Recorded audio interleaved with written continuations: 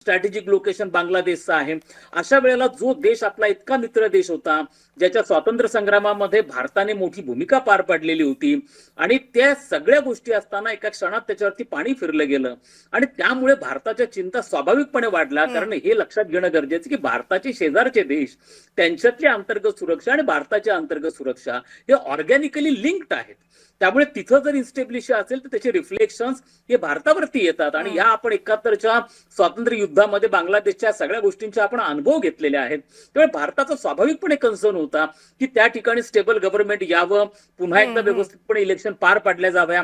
यावेळेला थोडी साशंकता होती, ती म्हणजे जमाते इस्लामीचा प्रभाव ज्या पद्धतीने वाढला होता. नॅशनल सिटीझन पार्टी सारखा पक्ष अचानक पुढे आला होता आणि त्याच्यात उस्मान हाडी सारखे जे नेते ज्यांची हत्या झाली. मात्र ईशान्य भारताला भारतातनं फोडण्यासाठी बांगलादेशवरती आम्ही त्यांना कनेक्ट करू, उल्फाच्या नेत्यांना परत एकदा आश्रय देऊ, अशी स्फोटक विधानं बांगलादेशमध्ये केली जात होती. हिंदूंना उघडपणे जाळण्यात येत होतं.